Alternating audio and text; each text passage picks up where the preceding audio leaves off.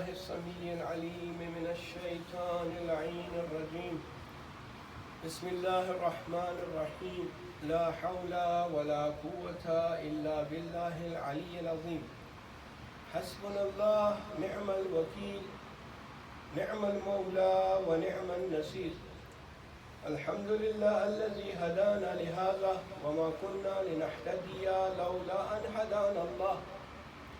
لقد جاءت رسل ربنا بالحق. الصلاة والسلام والتحية والإكرام على أشرف الأنبياء والمرسلين وعلى أهل بيته الطيبين الطاهرين الذين أذهب الله عنهم الرجس وطهرهم تطهيرا.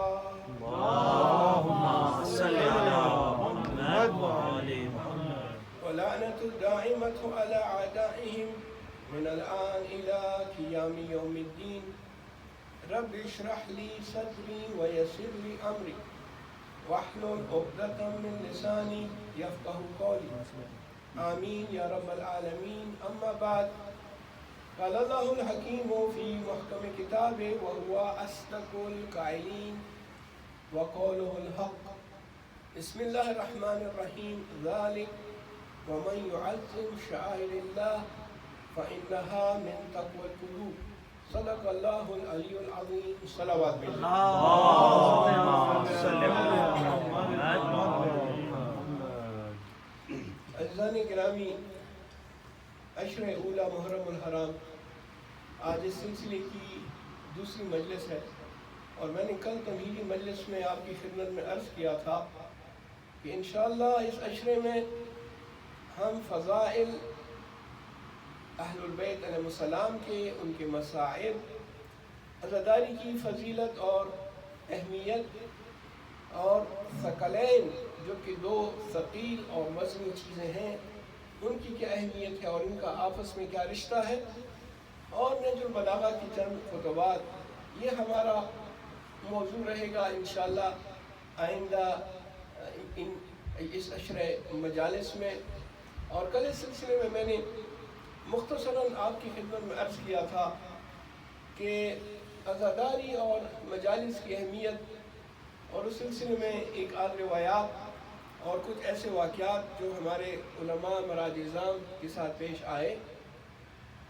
ایک چیز جو کہ آج کی مجلس میں انشاءاللہ زیادہ اس پہ روشنی ڈالنے کی کوشش کروں گا، وہ یہ ہے کہ اگر کوئی سوال کرتا ہے کہ قرآن مجید سے عزاداری کی اہمیت یا عزاداری کا کرنا یا اس کا جواز یا اس کا استحباب وہ کیسے ثابت ہو، آج انشاءاللہ ہماری گفتگو اسی سوال کے ساتھ اور اسی سوال کے جواب میں انشاءاللہ ساری گفتگو رہے گی۔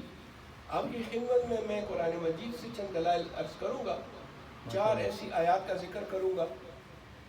اور میں نے دیکھا ہے کہ بہت سے ہمارے مسلمان، اس میں مومنین بھی ہیں اور تمام مسلمان، ان کی یہ خواہش ہوتی ہے کہ کسی بات کی دلیل جو ان کو دی جائے وہ قرآن سے ہو، جو کہ اس لحاظ سے بہترین ہے اور اچھی بات ہے، کیونکہ قرآن جو ہے وہ سورس ہے، اصل سورس جو ہے اسلام کا، شریعت کا، وہ قرآن مجید ہے، اور قرآن پہ سب کو اتفاق بھی ہے۔ حدیث میں اختلاف ہو سکتا ہے، کوئی شخص کہے کہ یہ حدیث ضعیف ہے، یا اس کا جو ہے متن ضعیف ہے، یا اس کی سند ضعیف ہے۔ متن میں بھی اعتراض کرتے ہیں، سند میں بھی اعتراض کرتے ہیں، لیکن قرآن ایک ایسی کتاب ہے، ایک ایسا سورس ہے کہ جس کا متن پہ بھی کوئی اعتراض نہیں کر سکتا۔ متن کانٹینٹس بائے بسم اللہ سے لے کر الناس کی سین تک کوئی شخص یہ نہیں کہہ سکتا کہ یہ قرآن جو ہے متن کے حوالے سے، کانٹینٹس کے حوالے سے اس میں شک و شبہ ہے۔ اور اس کا جواب شروع میں قرآن نے دے دیا، جس میں لا ریب فیہ ہے۔ یہ ایسی کتاب ہے جس میں کوئی شک و گنجائش کی، شک و شبہ کی گنجائش نہیں۔ لہٰذا یہ کہنا کہ فلاں چیز کی دلیل قرآن سے ملے، یہ اس لحاظ سے بہت بہتر ہے کہ ایک اوتھینٹک پروف، ثبوت آپ کو مل جاتا ہے۔ لیکن تمہیداً میں یہ عرض کروں کہ اگر کوئی چیز ہمیں قرآن سے نہیں ملتی، قرآن میں تو ہے، کیونکہ قرآن نے فرمایا کہ تبیانا لکل شیء، انا یا انزلنا علیک الکتاب تبیانا لکل شیء، ہم نے جو کتاب آپ پہ نازل کی ہے اس جملے پہ غور کیجیے، تبیان، جو کہ بیان کرتی ہے ہر ایک چیز کو جو واضح۔ لہذا قرآن میں تو سب چیزیں ہیں، لیکن کبھی کبھار ہماری کم عقلی اور ہماری جو بساط ہے وہ اتنی نہیں ہوتی کہ ہم اسے وہ چیزیں اخذ کر لیں۔ لہذا اگر قرآن سے ہمیں کوئی چیز ظاہری طور پہ ثبوت کے طور پہ نہیں ملتی، اس کا یہ مطلب نہیں ہے کہ اس کو رد کر دیا جائے یا وہ قابل قبول نہیں ہے یا ہم تو جو ہے نہیں مانتے۔ کیونکہ کچھ لوگوں کو میں نے دیکھا ہے، وہ یہ کہتے ہیں کہ اگر قرآن میں ہے تو پھر تو ٹھیک ہے میں مانوں گا، اگر قرآن میں نہیں ہے تو پھر میں اس کو نہیں مانوں گا۔ یہ فکر یہ غلط ہے، یہ اشتباہ ہے۔ قرآن کتاب ہے جو کہ کلیات سے بحث کرتی ہے، اس میں کلی چیزیں ہیں، جزیات جو چھوٹی چھوٹی تفاصیل ہیں ان احکام کی وہ حدیث کے ذریعے سے ہم کو پتہ چلے، اور مفسر قرآن جو کہ اہل البیت علیہ السلام معصومین علیہ السلام ہیں وہ اس کی تفصیل بتائیں گے۔ میں ایک چھوٹی سی مثال دے کر بات کو آگے بڑھاؤں۔ قرآن نے کہا کہ وہ صلاۃ، نماز قائم کرو، لیکن نماز کیسے قائم کریں؟ رکوع کتنے کریں، سجدے کتنے کریں، قیام کی حالت میں کیا پڑھیں، فجر کی کتنی رکعت پڑھیں، ظہر کی کتنی رکعت پڑھیں؟ قرآن اس سلسلے میں خاموش ہے۔ کلیات میں بتا دیا، امر کلی کہ اقیموا الصلاۃ، نماز قائم کرو۔ جزیات جو ہیں کیسے قائم کرنی ہے، کب کرنی ہے، کتنے رکعتیں پڑھنی ہے، وہ حدیث ہم کو بتائیں گے۔ اس طرح اور بھی بہت سی چیزیں قرآن کا وَاعْلَمُوا أَنَّمَا غَنِمْتُم مِّن شَيْءٍ فَلِلَّهِ خُمُسُهُ، خمس کا حکم آیا، لیکن کن کن چیزوں پر خمس ہے، کتنے پرسنٹیج ہے، وہ تفصیل جو ہے بعد میں حدیث سے ہم کو پتہ چلتی ہے۔ قرآن نے کہا کہ آتوا الزکاۃ، زکوٰۃ دو، لیکن کتنا دیں، کس پہ دیں، کن چیزوں پر دیں، وہ ہمیں معصومین علیہ السلام بتائیں گے۔ جہاں تک عزاداری کی بات ہے، اس کی اہمیت میں کوئی شک نہیں ہے، یہ ایک بہت بڑی عبادت ہے، اور بے شک جس طرح قرآن میں ہر ایک چیز موجود ہے، لا رطب ولا یابس الا فی کتاب مبین، ایسی کوئی چیز جو کہ خشک ہو، ایسی کوئی چیز جو کہ تر ہو، ایسی کوئی چیز کہ جو زمین کے اوپر ہو، پانی کے نیچے ہو، ہے ہی نہیں جب تک قرآن نے اس کو بیان نہیں کیا ہوگا۔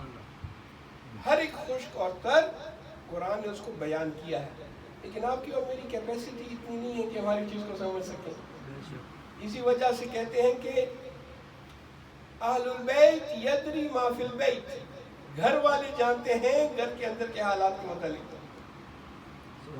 جو گھر والے ہوتے ہیں ان کو پتا ہے کہ گھر کے اندر کیا ہے، لہذا یہ قرآن جن کے گھروں میں اترا وہ جانتے ہیں کہ اسے کیا مانے گا، اور وہ معصومین علیہ السلام میں ضرور بھیجے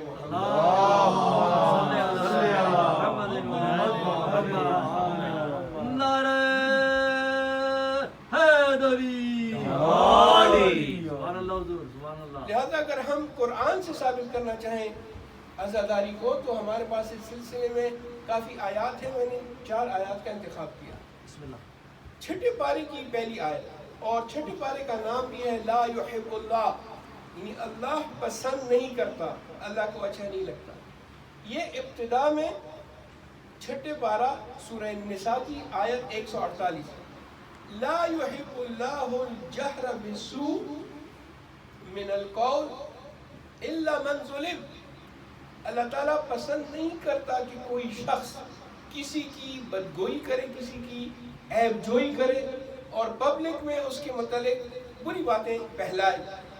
اللہ کو پسند نہیں کہ کوئی کسی کی غیبت کرے یا کسی کی بدگوئی کرے اور اس کے متعلق پبلک میں لوگوں کو اس شخص کی برائیاں بیان کرے، اللہ کو یہ پسند نہیں۔ لیکن ایک استثناء ہے، الا، مگر ایک جگہ پہ اللہ کو یہ پسند ہے اور اللہ چاہتا ہے کہ وہ ایسا ہو، وہ کیا ہے؟ الا من ظلم، مگر وہ شخص کی جس پر ظلم ہوا ہے، وہ شخص کی جو مظلوم ہے، اس کو یہ حق حاصل ہے کہ وہ ستمگار ظالم کے خلاف آواز بلند کرے، احتجاج کرے۔ قرآن نے صاف کہا، لیکن اس میں جو نقطہ ہے، پہلے کہا کہ لا یحب اللہ الجہر بالقول، کوئی شخص بھی اگر کسی کے خلاف باتیں کرتا ہے، بدگمانی پھیلاتا ہے، یا اگر اس میں وہ بری عادتیں ہیں، تب بھی اس کا ذکر کرنا درست نہیں ہے، جائز نہیں ہے، وہ پھر بھی حرام ہوگا۔ اگر نہیں ہے آپ ذکر کریں گے تو وہ تو تہمت ہے، جو کہ اس سے بھی بڑا گناہ ہے۔ غیبت کے معنی ہے کہ اس میں ہے لیکن پھر بھی آپ کو اجازت نہیں ہے، کیونکہ اگر آپ اس کے سامنے کہتے تو اس کو اچھا نہیں لگتا۔ اللہ تعالیٰ کو یہ بات پسند نہیں ہے، مگر وہ شخص کی جو مظلوم ہے، وہ شخص کی جس پر ظلم ہوا ہے، اس کو یہ حق حاصل ہے، وہ کہہ سکتا ہے پبلک میں ہر جگہ کہ فلاں شخص ظالم ہے، فلاں شخص ستمگار ہے، اس نے ظلم کیا، تاکہ اس کو ظلم سے روکے۔ دیکھیں اس میں اگر ہم غور کریں تو یہ جو عزاداری ہے، یہ احتجاج ہے۔ یہ امام حسین علیہ السلام سے زیادہ مظلوم اور کون ہو سکتا ہے؟ امام حسین علیہ السلام کی مظلومیت میں کسی کو شک نہیں ہے، یزید کے ستمگار ہونے پہ، ظالم ہونے پہ کسی کو شک نہیں۔ بس ہم جو عزاداری کرتے ہیں وہ مظلوم کی حمایت کرتے ہیں۔ عزاداری کا مطلب ہے ظالم کو ظالم کہنا، ظالم کے خلاف کھڑے ہونا اور مظلوم کا ساتھ دینا۔ یہ جو فرش عزا ہے، یہ جو ہماری مجلسیں ہیں، اس میں ہم ظالم کو آشکارا کرتے ہیں، ظالم کے چہرے سے نقاب ہٹاتے ہیں اور دنیا کو بتاتے ہیں کہ ظالم یزید تھا اور مظلوم جس پہ ظلم ہوا وہ نواز رسول سید شباب اہل الجنہ ہے۔ حسینیت زندہ باد، حسینیت زندہ باد، یزیدیت مردہ باد، یزیدیت مردہ باد، نعرہ حیدری علی۔ دوسری دلیل کی طرف آتے ہیں، آپ کی خدمت میں 4 دلائل قرآن سے پیش کرنی ہے۔ سورہ شورا کی معروف و مشہور آیا ہے، جو ہمارے نوجوان بھی اس کو ازبر ہے، ان کو بھی پتہ ہے، سب بزرگوں کو بھی۔ ارشاد رب العزت ہوتا ہے، بسم اللہ الرحمن الرحیم، قل لا اسألکم علیہ اجرا الا المودۃ فی القربى۔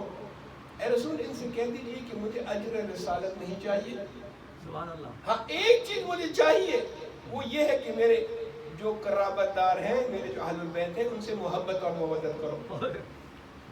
بے شک اہل البیت سے محبت کرنا، مودت کرنا اجر رسالت ہے۔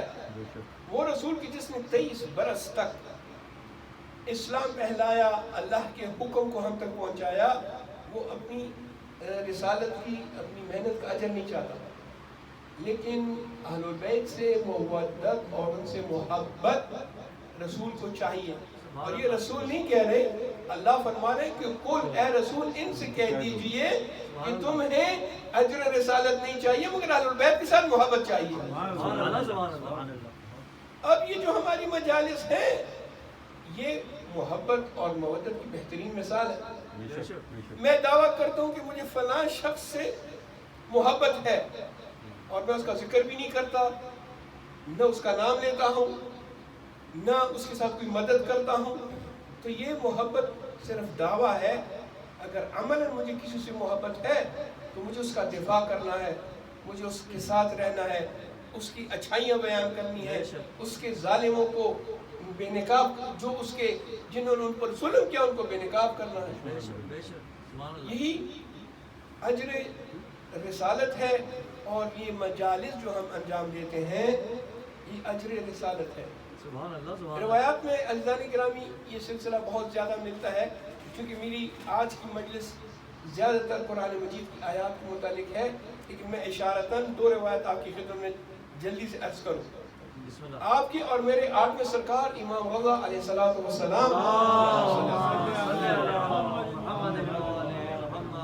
آپ فرماتے ہیں کہ رحم اللہ من احیا امرنا، اللہ تعالیٰ رحم کرے اس پر کہ جو ہمارے امور کو، ہمارے افیئرز کو زندہ کرے۔ کسی نے پوچھا کہ یا ابن رسول اللہ وَكَيْفَ يُحْيِي أَمْرُكُمْ، ہم آپ کے امور کو اور آپ کے افیئرس کو کیسے زندہ کر سکتے ہیں؟ فرماتے ہیں کہ لوگوں تک ہماری باتیں پہنچاؤ، لوگوں تک ہمارے کلام کو، ہماری احادیث کو لوگوں تک پہنچاؤ۔ مجالس میں کیا ہوتا ہے؟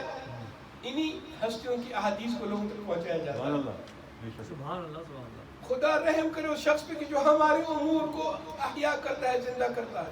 اور اس کے بعد امام کا ایک بڑا خوبصورت جملہ ہے، اس پہ غور کیجئے گا۔ ارشاد فرماتے ہیں اسی حدیث کے آخر میں کہ لو یعرف الناس محاسن کلامنا لتبعونا، اگر ان لوگوں کو ہمارے کلام کی خوبصورتی کا پتہ چلے تو یہ ہماری اتباع کریں گے، سبحان اللہ سبحان اللہ، بے شک یہ ہمارے پیروکار بنیں گے، یہ شیعہ بن جائیں گے۔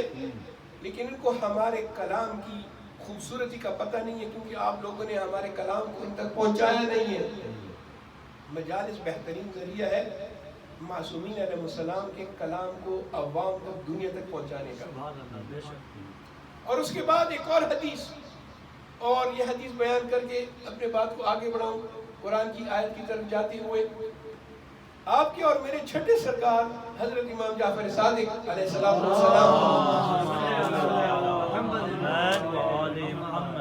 فضیل ابن یسار کہتے ہیں کہ میں نے حضرت سے پوچھا کہ فرزند رسول ہمیں بتائیے کہ ہم آپ لوگوں کی خدمت کیسے کر سکتے ہیں؟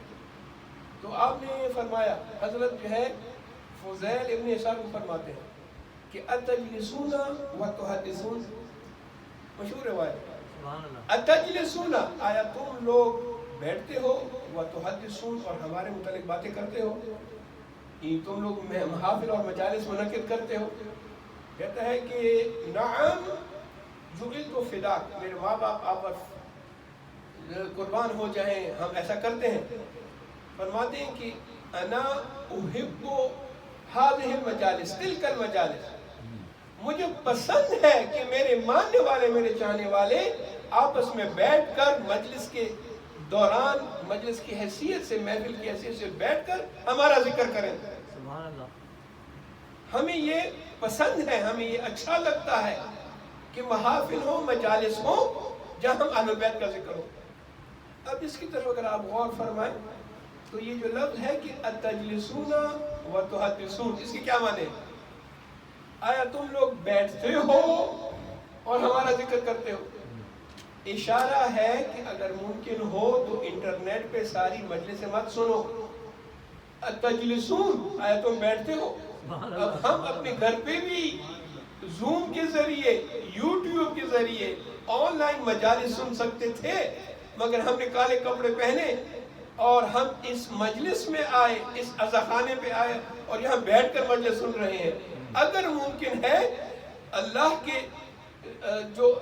کا جو نمائندہ ہے، جو امام ہے، اس کو یہ پسند ہے کہ آدمی مجلس میں آ کر بیٹھ کر ان کا ذکر سنے۔ اور اگر کسی وجہ سے یہ ممکن نہیں ہے تو پھر بھی ذکر آپ نے سننا ہے، مختلف طریقوں سے سن سکتے ہیں۔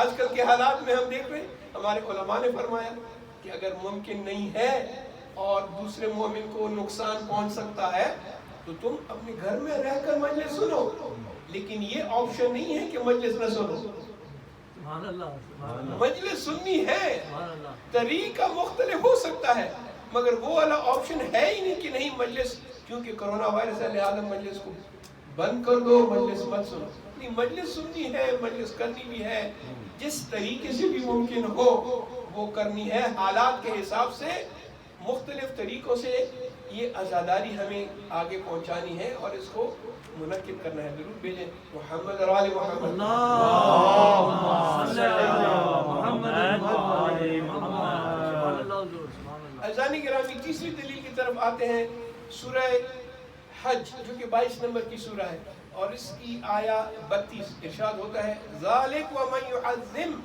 شعائر اللہ فإنها من تقوی القلوب، سن لو، جان لو کہ جو شخص بھی اللہ کی نشانیوں کی تعظیم کرے، شاعر اللہ کی نشانیوں کی بھی جو احترام کرتا ہے، تعظیم کرتا ہے، تو یہ دلوں کا تقوی ہے۔ من تقوی القلوب، یہ ایک بہترین عمل ہے، اس کو کہتے ہیں دلوں کا تقوی۔ اب اللہ کی نشانیاں کیا ہیں؟ اس میں بہت تفصیلی بحث ہے، میں ان بحثوں میں نہیں جاتا۔ بعض نے کہا کہ یہ آیت جو کہ اللہ کی نشانیوں کی بات کر رہا ہے، اس کا تعلق حج کی نشانیوں سے ہے، کیونکہ اسی آیت کے قریب اسی سورہ میں اللہ تعالیٰ نے فرمایا ان الصفا والمروہ من شعائر اللہ، یہ جو دو پہاڑیاں ہیں نا صفا اور مروہ، یہ اللہ کی نشانیوں میں سے ہیں۔ اب اللہ کی نشانیوں میں سے پہاڑیاں کیسے اللہ کی نشانیاں بن گئی؟ پہاڑی تو ایک بے جان چیز ہے، وہ تو حرکت بھی نہیں کر سکتی، وہ کیسے اللہ کی نشانی؟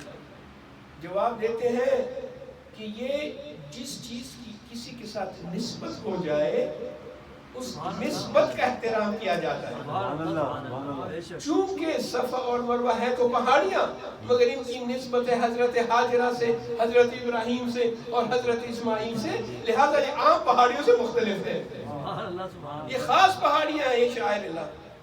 اور اسی سورہ میں آگے چل وَالْبُدْنَ جَعَلْنَاكُمْ مِنْ شَعَائِرِ اللَّهِ، بدنا اس اونٹ کے بچے کو کہتے ہیں کہ جس کو حاجی باقی ریوڑ سے الگ کر دیتا ہے کہ یہ جو اونٹ ہے ابھی میں نے اس کو مینا میں جا کے ذبح کرنا ہے، اچھا اب آپ نے اس کو مینا میں جا کے ذبح کرنا ہے، اب اس اونٹ پہ نہ تو آپ سواری کر سکتے ہیں نہ اس کو کرائے کے لیے کسی کو دے سکتے ہیں، بلکہ اس کے چارے کا، گھاس کا، کھانے پینے کا آپ کو انتظام کرنا، کیونکہ چند دنوں کے بعد اس کو آپ نے اللہ کی راہ میں قربان کرنا ہے مینا میں، لہذا یہ قربانی کا جانور چونکہ یہ باقی جانوروں سے الگ ہو گیا، یہ قربانی کے لیے آپ نے الگ کر دیا کہ یہ قربانی کا ہے، اس میں اور باقی جانوروں میں فرق ہو جاتا ہے، اسی لیے یہ شاعر اللہ اگر قربانی کا جانور شاعر اللہ ہے تو کیا امام حسین علیہ السلام شاعر اللہ میں سے نہیں ہے؟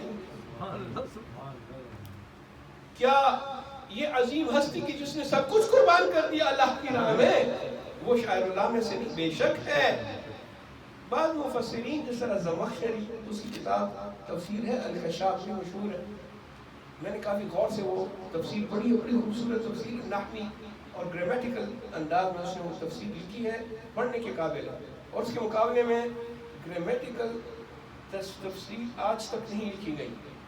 فلسفیانہ تفاسیر ہیں، روایات کے ذریعے قرآن کی تفاسیریں موجود ہیں، مگر اس نے دوسرے طریقے سے وہ اس میں روایت بیان کرتا ہے کہ یہ جو شاعر اللہ ہے وہ ہر وہ چیز شاعر اللہ میں سے ہے کہ جو آپ کو اللہ کی یاد دلائے، آپ کو اللہ کے قریب کرے، وہ شاعر اللہ ہے۔ پھر کہتا ہے کہ چار ایسی چیزیں ہیں کہ جس میں کوئی شک نہیں کہ وہ شاعر اللہ میں سے ہے۔ ایک قرآن شاعر اللہ میں سے، قرآن جو پڑھتے ہیں تو ہمیں اللہ کی یاد آتی ہے۔ دوسرے فرماتے ہیں کہ کعبہ شاعر اللہ میں سے ہے، کتنا تقدس ہے کعبے کا۔ اور تیسری چیز فرماتے ہیں کہ حضرت جناب محمد مصطفیٰ صلی اللہ علیہ وآلہ وسلم۔ اور چوتھی چیز کہتے ہیں نماز کی تو ویسے بھی بڑی اہمیت ہے۔ یہ چار چیزیں بغیر شک کے شاعر اللہ میں سے ہیں۔ سبحان اللہ سبحان اللہ۔ لیکن ہم اس تفسیر کی طرف آتے ہیں جو یہ بتاتی ہے کہ شاعر اللہ ہر وہ چیز کہ جو آپ کو اللہ کے قریب کر دے، اللہ کی یاد آپ کے پاس آ جائے، ان کا تعظیم کرنا۔ امام حسین بغیر شک و شبہ کے شاعر اللہ میں سے ہیں۔ اب ہم امام حسین علیہ السلام کی تعظیم کیسے کریں؟ امام حسین کی تعظیم کا بہترین طریقہ یہ ہے کہ امام حسین کو یاد کیا جائے، امام حسین کے فضائل، امام حسین کے مصائب بیان کیے جائیں، کیونکہ جو شخص جس چیز کے ساتھ بھی محبت کرتا ہے وہ اس کے ساتھ معشور ہوگا۔ ایک روایت میں ہے، فرماتے ہیں کہ کوئی ایک پتھر کے ساتھ کہ جو ایک بے جان چیز ہے اس کے ساتھ بھی محبت کرے تو اس پتھر کے ساتھ معشور ہوگا۔ ہم تو امام حسین سے محبت کرتے ہیں، ہمارا حشر نشر تو امام حسین علیہ السلام۔ حسینیت زندہ باد، حسینیت زندہ باد، یزیدیت مرد آباد، یزیدیت مرد آباد، نعرہ حیدری علی۔ سبحان اللہ ماشاءاللہ۔ چوتھی دلیل کی طرف آتا ہوں۔ قرآن مجید میں حضرت یعقوب علیہ السلام کا واقعہ آپ نے سنا، حضرت یوسف علیہ السلام کا واقعہ سنا۔ جب حضرت یوسف علیہ السلام جدا ہوئے اپنے والد سے حضرت یعقوب علیہ السلام سے، تو حضرت یعقوب ان کے لیے بہت گریہ کرتے تھے، بہت زیادہ گریہ کیا۔ قرآن نے اس سلسلے میں قرآن کی آیت ہے جس میں ارشاد رب العزت ہے حضرت یعقوب علیہ السلام کی گریہ کو بیان کرتے ہوئے، یا یوسف، افسوس میرا یوسف، یعنی ان کے باقی بیٹے بھی تھے 11، ٹوٹل 12 بیٹے تھے، تو 11 بیٹے کہتے تھے بابا بس آپ اس کو بھول جائیں، اس کو اتنا آپ روتے ہیں، بس جو ہو گیا وہ ہو گیا۔ کہتے ہیں نہیں، ہائے افسوس یوسف، وَابْيَضَّتْ عَيْنَاهُ مِنَ الْحُزْنِ وَهُوَ كَظِيمٌ۔ حضرت یعقوب اتنا روئے، اتنا گریہ کیا اس نے حضرت یوسف علیہ السلام پر کہ ان کی آنکھیں سفید ہو گئی، آنکھوں کی بینائی چلی گئی، اندھے ہو گئے، نابینا ہو گئے، لیکن پھر بھی ثابت قدم رہے۔ یعنی ایسا نہیں کہ بس اللہ سے شکایتیں کی اور کہا کہ یہ میرا جو سب سے مجھے قریب تھا، میرے بعد جو میرا وسیع تھا، جو رسول تھا، اللہ کی طرف سے رسول کا انتخاب ہوتا ہے، میں جو ہے وہ کیوں مجھ سے جدا ہوا؟ نہیں، آپ اپنے عقیدے پہ رہے، صبر کرتے رہے، لیکن گریہ کرتے رہے۔ اس حد تک گریہ کیا، قرآن فرماتے کہ آپ کی آنکھیں سفید ہو گئی۔ کہتے ہیں کہ جب حضرت یوسف علیہ السلام اپنے والد سے ملے تو حضرت یوسف نے ایک مرتبہ حضرت جبرائیل سے پوچھا کہ اے جبرائیل امین، یہ بتائیں کہ میرے والد نے میرے لیے کتنے سال گریہ کیا، کب تک گریہ کیا؟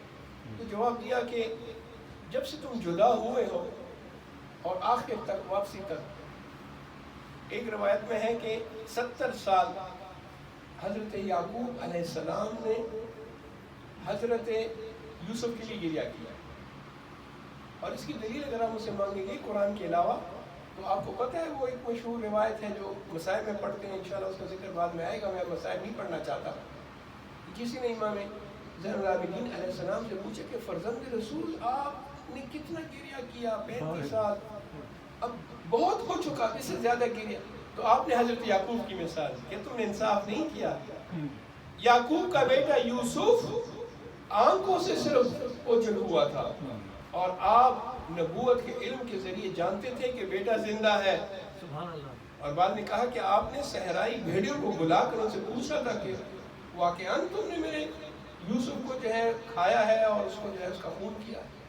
تو بھیڑیوں نے کہا کہ نہیں، ہم کو تو پتہ ہی نہیں، ہم نے تو نہیں کیا۔ تو آپ سمجھ گئے تھے، اس کے باوجود بھی گریہ کرتے تھے۔ دیکھیں اسی قصے میں قمیص کا ذکر بھی آتا ہے۔ قرآن کا اعجاز ہے کہ بات میرے ذہن میں آ گئی، بریکٹس میں بیان کر کے آگے بڑھتا ہوں۔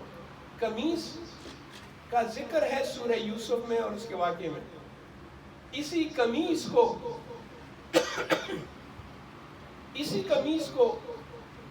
اسی سورہ میں ایک مرتبہ جھوٹ کے لیے استعمال کیا گیا، دوسری مرتبہ گواہی کے لیے استعمال کیا گیا، اور تیسری مرتبہ شفا کے لیے استعمال کیا گیا۔ یوسف کی قمیص کو اتار کر ایک خرگوش کو مار کر اس خرگوش کا خون یوسف کی قمیص پہ لگایا گیا، اور جھوٹ کے لیے قمیص اٹھائی گئی کہ یہ دیکھو بھیڑیے نے یوسف کو کھا لیا۔ قمیص کو جھوٹ کے لیے استعمال کیا گیا۔ دوسری مرتبہ جب یوسف پہ الزام لگا تو لوگوں نے کہا کہ اگر اسی قمیص آگے سے پھٹی ہوئی ہوگی تو یوسف قصوروار، اور اگر پیچھے سے قمیص پارا ہوگی، پھٹی ہوئی ہوگی، تو پھر یوسف جو ہے وہ بے گناہ ہے۔ جب دیکھا گیا تو یوسف کی قمیص پیچھے سے پھٹی ہوئی تھی، لہذا اب یہ قمیص حضرت یوسف علیہ السلام کے لیے گواہی کے طور پہ پیش کی گئی کہ آپ بے گناہ ہیں۔ اور تیسری مرتبہ یہ قمیص کہا کہ میری یہ قمیص لے جاؤ، قرآن میں ہے، میری یہ قمیص لے جاؤ اور اس کو میرے بابا کے چہرے پہ لگا دو، میرے بابا کے آنکھوں سے مس کر اس کی بینائی واپس آ جائے گی۔ یوسف علیہ السلام کی قمیص لے گئے، حضرت یعقوب کے چہرے مبارک پر ڈالی، آنکھوں سے مس کیا۔ حضرت یعقوب علیہ السلام کی بینائی، 70 سال کا گریہ، آنکھوں کا سفید ہونا، دوبارہ بینائی آئی، برائے اور آپ کی خوشنودی آنکھیں بہتر انبیاء علیہ السلام بآواز بلند صلوات. اللهم صل على محمد وآل سبحان محمد. اللہ سبحان اللہ. بس عزیزان گرامی، حضرت نے جب یہ سوال کیا جبرائیل سے کہ کتنے سال میرے بابا میرے لیے گریا کرتے رہے، کہا 70 سال. اور اس کے بعد کہا کہ جبرائیل میرے بابا کے لیے اجر کتنا ہے؟ کہا کہ تمہارے بابا کے لیے اس گریے کا اجر ایسے ہی ہے جس طرح 70 شہیدوں کا اجر ہوتا ہے. شہید کا بہت بڑا اجر ہے. 70 شہیدوں کا اجر آپ کے والد کے لیے، کیونکہ اس نے آپ کے لیے 70 سال گریہ کیا ہے. لہذا قرآن مجید میں گریہ کرنا، سوگ کرنا، عزاداری کرنا حضرت یعقوب علیہ السلام نے کیا. اگر کوئی شخص اس میں شک کرتا ہے تو وہ حضرت یعقوب حضرت یوسف علیہ السلام کی کسی کو تفصیل کے ساتھ پڑھے اور دیکھے کہ اس میں اللہ تعالیٰ کیا فرماتے. ایک مرتبہ ضرور بھیجیں.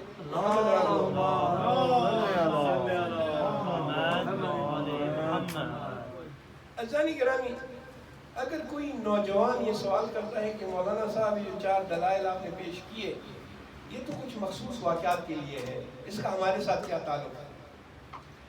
آج کل کی جو مجالس ہیں یا آج کل کی جو عزاداری ہے اس کے لیے اس کا ان قصوں سے کیا تعلق ہے؟ یہ تو حضرت یعقوب کا قصہ ہے، یہ تو حج کے متعلق ہے. اور ایک قصہ جو ہے وہ مختلف اس کے وہ ہیں شان نزول ہیں. لیکن ہماری سچویشن تو یہ ہے کہ ہم تو یہاں پہ عزاداری کرتے ہیں، امام حسین صلی اللہ علیہ وسلم کی یاد مناتے ہیں، لہذا ان واقعات کا آیات کا تعلق ہم سے نہیں ہے. جواب: اگر کوئی شخص قرآن کے علوم میں تھوڑی بھی دسترس رکھتا ہے اور قرآن کے علوم کو تھوڑا بھی جانتا ہے تو اس کو یہ پتہ چلے گا کہ قرآن کی آیات بے شک ایک وقت میں نزول ہوئی ہیں اور بعض اوقات کسی مخصوص مسئلے کے لیے، مخصوص آدمی کے لیے ہوئی ہیں، مگر قرآن کی آیات میں جریان ہے، فلو ہے، اس کی مصادیق کئی ہیں، کئی مصادیق ہو سکتے ہیں. آج کل کے زمانے میں بھی کچھ لوگ ایسے ہیں کہ جو قرآن کی آیات کے مصداق ہیں. لہذا یہ کہنا کہ یہ آیت اس زمانے کے لیے ہے، اس شخص کے لیے تھی، اس واقعے کے متعلق ہے، یہ غلط ہے. یہ قرآن کی تفسیر اور علوم قرآن سے ناواقفیت کی دلیل ہے. علامہ طباطبائی رحمۃ اللہ علیہ جس نے تفسیر المیزان لکھی ہے، اس نے اس بات پر بڑی بحث کی ہے اور اس کو جو ہے کافی خوبصورت طریقے سے ایکسپلین کیا ہے مثالوں کے ساتھ کہ اگر قرآن مجید کی کوئی آیت ہے وہ ایک مخصوص وقت میں نازل ہوئی لیکن اس کا مصداق اس وقت اس زمانے میں بھی ہو سکتا ہے. لہذا قرآن کی آیات میں جریان ہے، جاری ہے، وہ ایک جگہ پہ ختم نہیں ہوتی. اور اس سلسلے میں مثالیں بھی دی ہیں. ایک مثال کی جو مشہور و معروف آیا ہے کہ وَمِنَ الْمُؤْمِنِينَ رِجَالٌ مَا صَدَقُوا عَهْدَ اللَّهِ عَلَيْهِ. مومنین میں سے ایسے مرد ہیں، ایسے رجال ہیں، رجل ہیں کہ جنہوں نے وہ وعدہ جو اللہ کے ساتھ کیا تھا وہ پورا کیا. فَمِنْهُمْ مَنْ قَضَى نَحْبَهُ. کچھ ایسے ہیں کہ جنہوں نے وہ وعدہ پورا کیا، شہادت کے رتبے پر فائز ہو گئے. وَمِنْهُمْ مَنْ يَنْتَظِرُ. بعض لوگ ابھی تک منتظر ہیں، انتظار کر رہے ہیں. لہذا اگر ہم کہیں مثال کے طور پہ بعض لوگ کہیں کہ یہ آیت شہداء بدر کے متعلق نازل ہوئی بدر کے موقع پہ، بعض نے کہا نہیں خندق کے موقع پہ نازل ہوئی. جو بھی شان نزول ہے اس آیا کا وہ اس زمانے میں تھا یا جس وقت بھی، لیکن یہ اس زمانے کے لیے مخصوص نہیں ہے بلکہ ابھی اس زمانے میں بھی من المومنین رجال، مومنین میں سے ایسے مرد ہیں جنہوں نے اللہ کے ساتھ جو وعدہ کیا وہ پورا کیا، اور ایسے ہیں کہ جو ابھی تک وہ وعدہ پورا کرنے کے انتظار میں ہیں، منتظر ہیں. وَمَا بَدَّلُوا تَبْدِيلًا. اور یہ تبدیل نہیں ہوئے، یہ جو ہے بدلے نہیں ہیں. یہ ایسے لوگ ہی نہیں ہیں کہ جو حالات کے ساتھ تبدیل ہو جائیں، حالات کے ساتھ بدل جائیں. لہذا قرآن مجید کی آیات اگر کسی مخصوص واقعے کے لیے، مخصوص موقع کے لیے اور مخصوص لوگوں کے لیے نازل ہوا ہے وہ اپنی جگہ وہ درست، لیکن اس کے مصداق ابھی بھی ہو سکتے ہیں. لہذا اگر یہ آیات جو میں نے آپ کی خدمت میں بیان کی مخصوص انبیاء کے لیے ذکر ہوئی ہیں مگر اس کا بہترین مصداق इमाम हुसैन अलैहिस्सलाम और उसकी अज़ादारी है।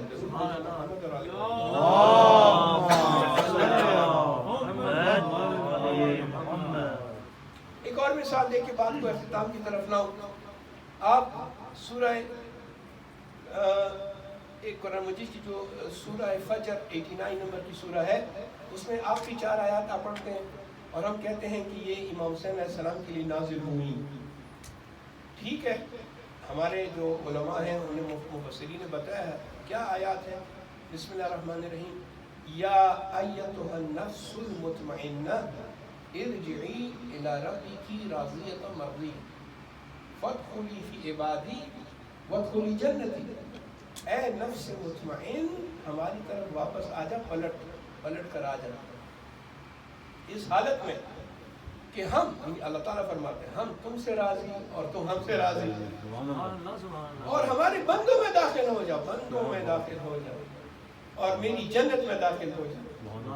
अब बाद लोग मुफस्सिरीन कहते हैं कि आयत फलां के लिए नाजिल हुई है या फलां मौके पे नाजिल हुई है, मगर हमारे उलमा मुफस्सिरीन कहते हैं कि इस आयत का सबसे, अगर उन किसी और के लिए भी नाजिल हुई हो, लेकिन बेहतरीन मिसाल मिसदाक इस आयत करीमा का इमाम हुसैन अलैहिस्सलाम की ज़ात मुबारक है।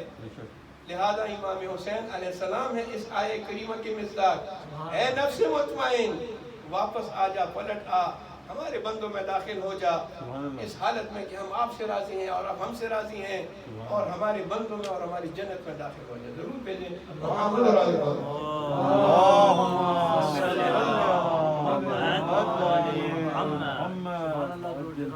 अज़ान गिरामी, इंशाअल्लाह गुफ्तगू का सिलसिला कल भी जारी रहेगा और इस सिलसिले में मज़ीद एक ऐसी सोच का जिक्र करेंगे कि जो इन मजालिस से हमें मिलती है, और हमें जो है किस तरह इन मसाजिद में अपना रिफॉर्म इस्लाह करना है, उसके क्या तरीके हैं, जिसका इंशाअल्लाह आइंदा मजालिस में जिक्र होगा। आज 2 तारीख है मुहर्रम हराम की, और ये वो तारीख है कि जिसमें इमाम हुसैन अलैहिस्सलाम करबला पहुंच गए थे।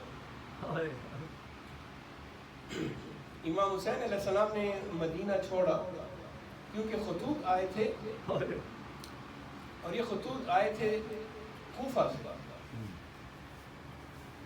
लिहाजा इमाम हुसैन अलैहिस्सलाम उन खतूत का जवाब देने के लिए आप मदीना छोड़ते हैं, लेकिन इमाम के लिए बहुत मुश्किल है, बहुत सख्त है नाना का जवाब छोड़ना। वो मदीना जहाँ इमाम अलैहिस्सलाम पैदा हुए, जहाँ इमाम अलैहिस्सलाम का बचपना गुजरा, जहाँ नाना की कब्र, जहाँ मादर गिरामी की कब्र, जहाँ इमाम हुसैन मुज्तबा अलैहिस्सलाम की कब्र, उन सबको छोड़ना इमाम अलैहिस्सलाम के लिए बहुत मुश्किल था। लेकिन इमाम हुसैन अलैहिस्सलाम ने एक मकसद की खातिर और उस मकसद को पूरा करने के लिए आप मदीना छोड़ते हो। वो मकसद क्या था उसका जिक्र इंशाअल्लाह कल करेंगे। इमाम ने खुद बताया कि मैं क्यों छोड़ रहा हूँ, लेकिन जब इमाम अलैहिस्सलाम इस नतीजे पर पहुँचते हैं कि अब मदीना रहने के काबिल नहीं है, तो अब हज़रत अब्बास से कहते हैं कि भाई अब्बास, एक काफिला तश्कील दो, काफिला बनाओ जिसमें हमारे साथ ख़वातीन भी होंगी, बच्चे भी होंगे और हमारे अहले बैत होंगे, हमें ये मदीना छोड़ना। हज़रत अब्बास अलैहिस्सलाम ने काफिला बनाया।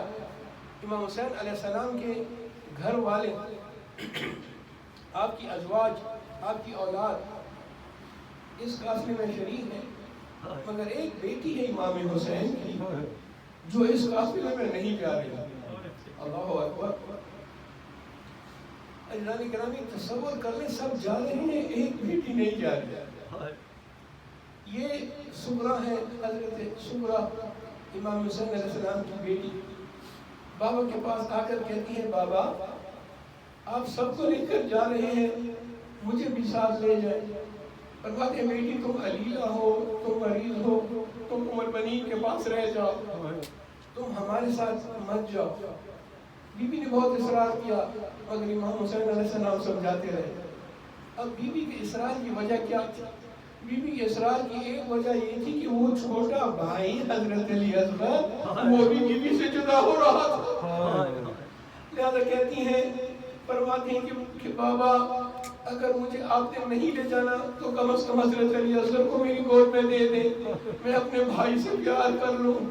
बाद अरबाब मकाते लिखते हैं कि हजरत अली असगर जब बीबी की गोद में आया और जब काफिला जाने के लिए तैयार हुआ तो हजरत अली असगर बहन का गोद नहीं छोड़ते। इमाम हुसैन आगे बढ़े, बेटा असगर चलो, लेने की कोशिश की, मगर हजरत अली असगर बहन के साथ चिपके हुए हैं और हजरत सुगरा को नहीं छोड़ रहे। बाद अरबाब मकातिल नकल करते हैं इमाम हुसैन ने हजरत अली असगर के कान में कुछ कहा।